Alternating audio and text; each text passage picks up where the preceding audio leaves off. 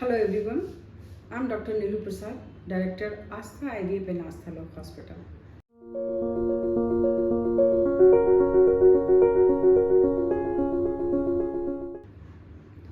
आज हम बात करेंगे बंद फैलोपियन ट्यूब क्या है, इसके क्या कारण हैं और क्या इसके इलाज हैं। तो पहले हम बताना चाहेंगे कि ये फैलोपियन ट्यूब हमारे शरीर का जो जेनाइटल ऑर्गन्स हैं उसका एक पार्ट है। और जब एक लड़की अपने माँ के पेट में रहती है उस समय ये दो भागों में हमारा एक यूट्रस, एक फैलोपियन ट्यूब, एक ओवरी बनता है और दोनों पार्ट इंट्रा यूट्राइन लाइफ में ही आपस में जुड़कर एक हो जाता है और फाइनल जो आउटकम होता है वो एक यूट्रस, दो ट्यूब और दो ओवरी रहता है और जिसका काम होता है हमारा प्रजनन कराने में मदद करना। लेकिन फैलोपियन ट्यूब जो है वो बहुत ही इम्पॉर्टेंट ऑर्गन है फर्टिलिटी के लिए, बच्चा ठहरने के लिए, प्रेगनेंसी पॉजिटिव होने के लिए। लेकिन किसी कारणवश कभी कभी फैलोपियन ट्यूब जो है वो ब्लॉक हो जाते हैं, तो उसके चलते उनका जो फर्टिलिटी है, उनका जो प्रॉब्लम्स जो होता है बच्चा होने का, वो काफ़ी बढ़ जाता है। तो हम आज एक एनाटॉमी के थ्रू हम ये बताना चाहेंगे कि ये नॉर्मली हमारा एक यूट्रस, एक ओवरी एक साइड का और एक ट्यूब है, उसी तरह से ऑपोजिट साइड में भी ओवरी और ट्यूब और एक यूट्रस है। तो हम बात करेंगे कि इस ट्यूब का काम क्या होता है। इस ट्यूब का काम होता है कि हर महीने जो अंडे गिरते हैं, फटते हैं जो हमारे शरीर के अंदर में, इस अंडे को एक एंड से दूसरे एंड तक पहुंचाना ताकि हस्बैंड के स्पर्म के साथ उसका फर्टिलाइजेशन हो सके और एक प्रेगनेंसी फ्रूटफुल बन सके। और फिर वही जो बच्चे बनते हैं ट्यूब में, वो 5वें दिन आकर के यूट्रस में गिरते हैं और वहीं पर जो बच्चे होते हैं वो पलने और बढ़ने का काम करते हैं। तो ये ट्यूब हमारे शरीर के लिए बहुत ही इम्पॉर्टेंट और फंक्शनल ऑर्गन है। लेकिन देखा जाए तो कुछ कारण हैं जिसमें ये ट्यूब ब्लॉक हो जाते हैं और उसके बाद जो है वो जो अंडे गिरते हैं वो सही जगह पर सही समय पर नहीं पहुंच पाते हैं। तो हम बताना चाहेंगे कि इस ट्यूब के बंद होने का या ब्लॉक होने का वो क्या कारण हो सकता है। तो जो सबसे बड़ा कारण होता है वो है पेल्विक इन्फ्लामेटरी डिजीज़। हमारे शरीर में जो फीमेल जो पेल्विस है उसमें बहुत सारे अंग होते हैं और उस जगह पर इन्फेक्शन के भी चांसेस बहुत ज़्यादा होते हैं। तो पीआईडी एक कारण है। दूसरा कारण है कि ट्यूबरक्लोसिस, जिसमें हमारे ट्यूब में पानी भर जाते हैं। उसके अलावा इंडोमेट्रोसिस है। उसके अलावा जो हमारा प्रेशर इफेक्ट के थ्रू कोई ट्यूबोमास है या कुछ ऐसे ऑर्गन है जो ट्यूब के ऊपर प्रेशर डालते हैं। तो इन सारे कंडीशन में ये जो ट्यूब है वो पेटेंट नहीं रह पाता, यानी कि वो अंडे को एक जगह से दूसरे जगह तक पहुंचने में वो हेल्प नहीं कर पाता है। तो अब बात आती है कि इसके लिए क्या उपाय है।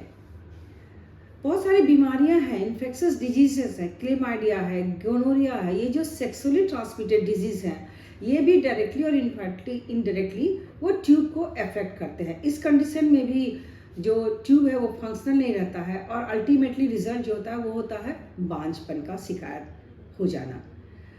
तो अगर ट्यूब बंद हो जाती है तो उसके लिए क्या लक्षण है।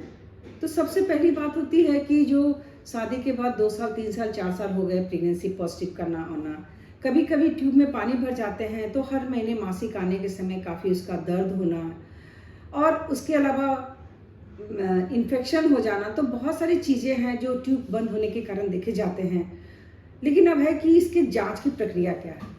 तो बताना चाहेंगे कि ट्यूब बंद है या खुली हुई है, उसके लिए हमारे पास एक जो जांच की प्रक्रिया है वो हिस्टोसैल्पिंजियोग्राफी होता है, HSG, जिसमें हम सर्विक्स के थ्रू डाई डालते हैं और उसके बाद वो डाई पेल्विक कैविटी में जाके गिरता है अगर ट्यूब खुला हो तो। और फिर हम उसे एक्सरे के सहारे ट्रेस करते हैं कि ये दोनों ट्यूब खुले हैं या एक ट्यूब खुले हैं या दोनों बंद हैं। तो वो हम एक्सरे के थ्रू पता करते हैं, जिसे HSG बोलते हैं। और एक दूसरा तरीका है हमारे पास लेप एंड डाई का, जो लेप्रोस्कोपिकली हम क्या करते हैं कि पेट में दूरबीन के सहारे देखते हैं कि जो डाई हम डालते हैं वो पेट में आता है कि नहीं। ट्यूब बंद होता है तो निश्चित रूप से वो डाई उल्टी दिशा में बाहर निकल जाते हैं। इसके अलावा और भी हमारे पास जांच की प्रक्रिया हैं, जैसे कि सोनोग्राफी के थ्रू, अल्ट्रासोनोग्राफी के थ्रू भी हम पता करते हैं कि हमारे ट्यूब पेटेंट है कि नहीं। अब हम बात करेंगे कि अगर ट्यूब ब्लॉक है तो उसका इलाज क्या है।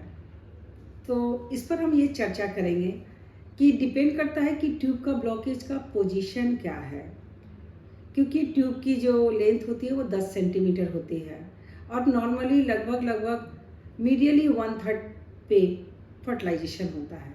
तो ट्यूब का ब्लॉकेज किस जगह पर है?